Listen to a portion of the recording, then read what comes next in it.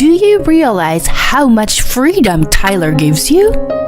He works for a big company and earns $5,000 a month. You are supposed to be at home and supporting your husband who is doing the hard work and protecting the family. And yet, no matter how much I tell you, you keep getting cocky like that. I've had enough of this. You and Tyler need to get a divorce. With those words, my mother-in-law pulled out the divorce papers from the drawer. My name is Mona, a 34-year-old office worker. My husband Tyler and I had been married for 5 years. We had been living happily since we got married. But our relationship started to fall apart because of one thing. That trigger was my mother-in-law. My husband and I originally lived together in a rented apartment. However, about 2 years ago, my father-in-law passed away due to illness. My mother-in-law, who was now alone, began to push us to live with her. To be honest, I was against the idea of moving in together. I wanted to enjoy my time as a couple. And if we were to live together, I would have to live at my parents-in-law's house. I was very happy with the apartment I was renting, and I did not want to move. However, my mother-in-law started coming to our house repeatedly after she started saying that she wanted to live with us. At first, my husband said, "You're fine on your own, aren't you? You're still young and healthy." But when she kept coming over and over again, it became a hassle. "Hey Mona, my mom has insisted so much, so I'm thinking of moving in with her." Tyler had started to give in to her pushiness. As a result, it became 2 against 1, and I had no choice but to agree to live with her. So this is how it started. Living at my in-laws, it was the beginning of hell. My mother-in-law is a very old-fashioned person, and she didn't like the fact that I, her daughter-in-law, was working. "Why does Tyler come home before you? Normally, a wife cooks dinner and welcomes her husband, right? You are a lousy wife to work for money to have fun and neglect the housework." My mother-in-law says so and blames me for it every day. "I don't work for money to play. I work for money to live." I told her so, but she did not listen to me at all. "It's no use trying to deceive me like that. Tyler's earnings are enough for us, so you should quit your job." That's how my mother-in-law told me to quit my job. "Stop it, Mom. Mona is working for our family. Don't tell her to limit herself like that." But my husband comes in to protect me whenever my mother-in-law blames me. My mother-in-law is at a loss for words when my husband, her only son, talks back to her. It's like she doesn't want to fight with her precious son. "It seems that you have brainwashed him, so I will have to break that brainwashing someday." My mother-in-law says that to me when my husband is not around. I don't know if she just wants to bully me, or if she has her head stuck in the old way of thinking. But either way, I wish she would be more flexible. After all, she was the one who requested to live together in the first place. My mother-in-law soon stopped nagging me when my husband is around, because my husband protects me every time. However, when my husband is away, she starts right away. "Why do you let Tyler wash the dishes when he feeds you? I can't believe it." This is a rule that my husband and I decided together. Tyler can't cook, so I cook every day, and Tyler does the dishes. When I say this, my mother-in-law looks disgusted. "When I was young like you, we weren't allowed to do that. And after making such a bad dish, How dare you talk like that? You should ask him to do the dishes after you make better food. Seriously? I could just make her skip meals every day. I usually cooked with a light flavor. This is because my husband's health checkup results were not so good. And my mother-in-law is also old, so she should take care of her health. That's why I keep the seasoning light, so she had no reason to complain about it. If she didn't like it, she should have made it herself. And I still have other complaints about my mother-in-law. She spends too much money. She frequently buys new clothes and expensive luxury brand bags. I always frown when I see her matching the clothes she buys in front of the mirror. Did you buy clothes again? What? Are you complaining? It's not like you are paying for it. Tyler earns a lot of money, so that you can live a rich life like this if you are jealous. I gave birth to him, so you should be more grateful. To say the truth, I wish you would use your money for me rather than playing around with it. I was horrified. My mother-in-law would spend it all in a heartbeat. If I gave her my salary as it is, I would never do such a thing. Fortunately, I had already converted the bank book of my own account to an electronic one, so there was usually no need to worry about it being seen. The one for the shared account is hidden in my room. Still, it is hard for me not to tell the truth to my mother-in-law. In fact, if you compare my husband's earnings with me, mine are much higher. I work as an employee of a general company, and I'm currently in the position of section manager. On top of that, on weekends, I make use of the certification I have and teach English online. I am a pretty popular teacher, if I do say so myself. So when I combine my income from working as a company employee and an English teacher, it's quite a lot. On the other hand, my husband used to work for a large company, but his job was too strenuous and he became mentally ill. As a result, he had to resign from his job and is currently looking for a new job while working part-time. However, we have been living like that for about 2 years now. I think he's not planning to look for a full-time job.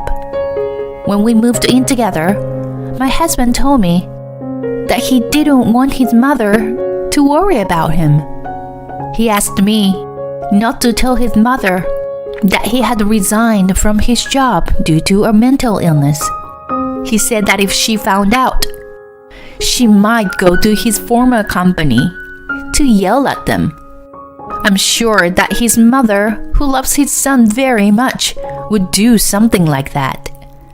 I did as my husband asked and promised not to tell his mother about our income. However, she always says that my husband earns money to support me, when even her wasteful spending comes from my income. I don't understand why she treats me so poorly. Stress built up inside me little by little. Then one day, I received a call from a friend of mine who had not seen me for about 6 months because she was busy. I was happy to hear from her out of the blue. Hey, what's up? Oh, Mona, your husband hasn't found a new job yet, has he? No, he hasn't. Why are you talking about my husband? I was just driving through town on my way back from my client's place. I saw your husband walking arm in arm with a young girl. What? My mind went blank. My husband having an affair? That's impossible. We are a close couple. Even though we sometimes fight, my husband protects me from my mother-in-law, and we have normal conversations at home. But I can't believe that he is having an affair. But I don't think my friend is joking either, since I haven't heard from her in a while. And she is calling me during the day, while working. She is not the kind of friend who would pull a prank like that. My mind was a jumble of feelings of wanting to believe my husband and feeling uneasy. I decided that I had no choice but to make things clear. So I asked the credit agency to conduct an investigation. I was really stressed for a few weeks until the results of the investigation came back. And that's the same time when my mother-in-law was being troublesome. Tyler, I want to go on an overseas trip. What? Overseas? Why all of a sudden? My friend's son gave her a trip to Europe to celebrate her 60th birthday. So I wanted to go on a trip to Europe for my birthday too. I see. You're turning 60 this year, huh? My husband crossed his arms and started thinking in front of me. No. It's not your problem. I'm the one paying for it. And I'm absolutely against it. I was thinking such a thing in my mind. I was distrustful of my husband. But as long as there was no evidence yet, I tried not to talk about our income. Then my husband agreed to do it. I couldn't help but butt in. Wait, Tyler! Don't just decide on that without asking me. A trip to Europe costs a lot of money, you know? I said in a slight panic. And as always, my mother-in-law started to attack me. What? I didn't ask you for anything. I'm asking Tyler. You don't bring money into the house, and you don't even do the housework, so don't interrupt me, she shouted. And then she continued. You know, do you realize how much freedom Tyler gives you?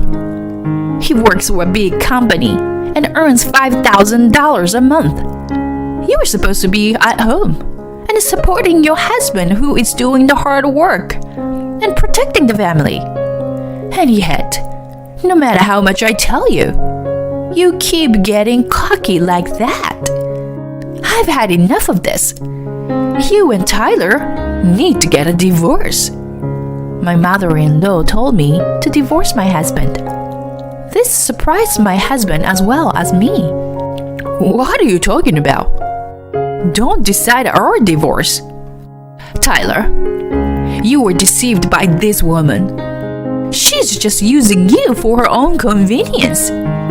If you stay with her, you will be unhappy. So, break it off. Saying this, my mother-in-law pulled out the divorce papers from the drawer.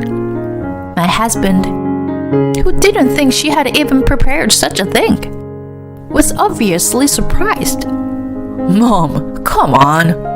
Why do you even have divorce papers ready? My husband apparently has no intention of divorcing me. At the time, I had a faint hope.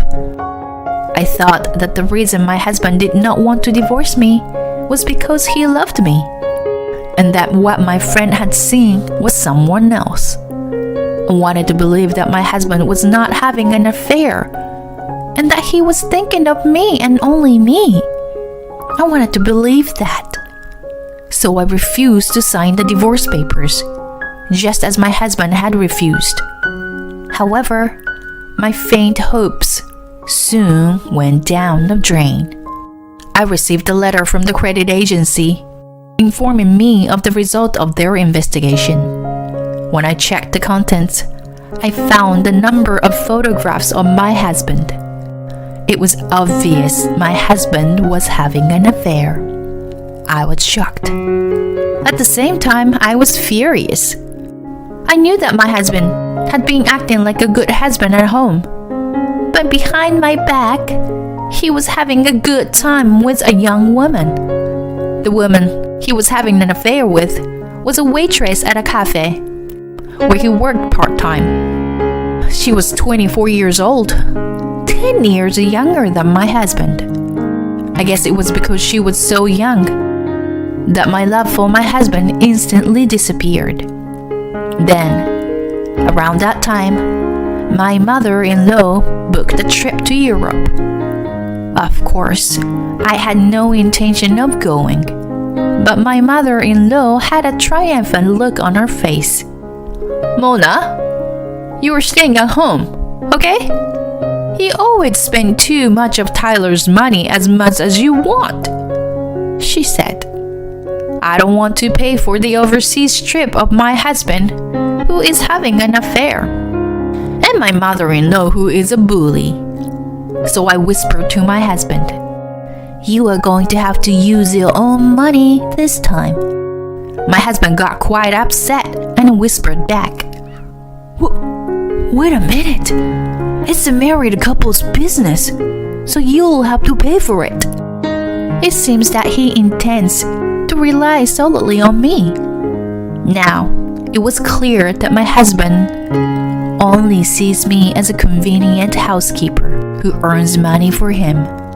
"I'm divorcing you." "What? Why? Divorce?"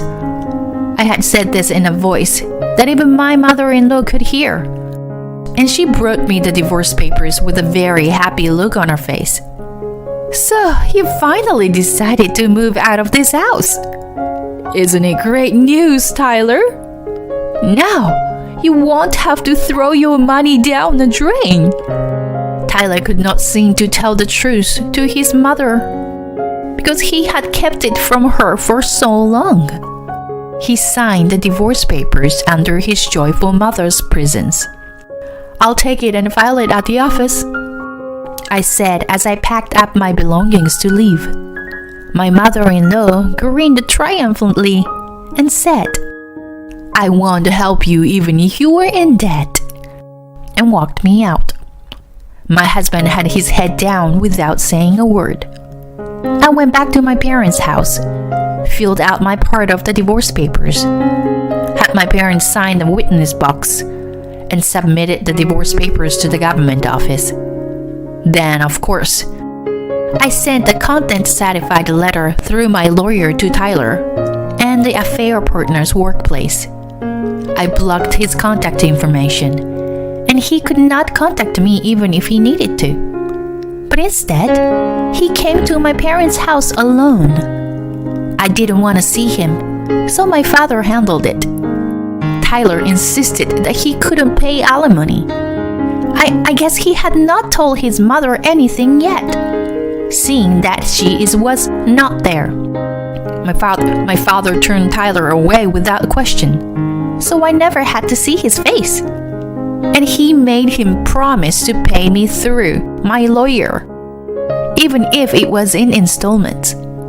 But then, about 3 months later, this time, my ex-mother-in-law and my ex-husband came to my parents' house together. I was living at home at the recommendation of my parents, so I was there just when they came. Again, my father handled the situation first. My mother and I listened and watched. Then I heard my ex-mother-in-law screaming, "Why have all the lifelines in our house stopped? Your daughter must have done something. She's not taking Tyler's salary, is she?" I heard such a voice, and I was impressed how this woman could be so confident. She never admits that her own son is at fault, and she just wants to make me the bad guy. I kind of felt sorry for my ex-mother-in-law and decided to show my face in front of the two of them. When my ex-mother-in-law noticed me, she widened her eyes and yelled at me, "You finally showed your face. You put both Tyler and me in a lot of trouble. I don't know how you did it, but you gotta get the power and water back on. I didn't even get to go to Europe for my 60th birthday celebration because of you. I would like to calmly tell you that I am not in charge of paying utility bills and so on. After our divorce, I leave all that to Tyler. If the lifeline is stopped, it's because Tyler's salary isn't enough to pay it, isn't it? When I said this, my ex-mother-in-law raised her voice. Are you stupid? Tyler works for a big company and earns $5,000 a month. How can he not be able to pay the bills? Apparently, Tyler hasn't told his mother after all. I showed her my tax slip to show her the reality. This is my income from my company, and this is my income from teaching English online. You teach English? My ex-mother-in-law was clearly surprised. Then she took a close look at the withholding tax slip, and her eyes widened. Well, it looks like it's true that you receive about $5,000 a month. Then, what about Tyler's salary? If it's the same as it was right before we broke up, he's a part-timer at a cafe. I would say his take-home pay is about $600 a month. $600? And since he has to pay the alimony for the affair, I bet he has very little money for living expenses. Right? An affair? Why? Isn't Tyler a businessman working for a big company? My ex-mother-in-law was about to collapse because the reality was so far away from what she thought it was. Tyler looked uncomfortable. Mom, I'm sorry. I have been meaning to tell you. He apologized. Then she started to say something outrageous. Mona, I'm sorry. I said selfish things without knowing anything about you. I will reflect on what I said, so please come back. What in the world is this person talking about? How can you ask me to come back under the circumstances? I am already divorced from Tyler, so we are strangers. There's no reason for me to go back. And I'll still have to support you too, even if I did. Who would want to go back in that situation? If you stay here any longer, I will call the police.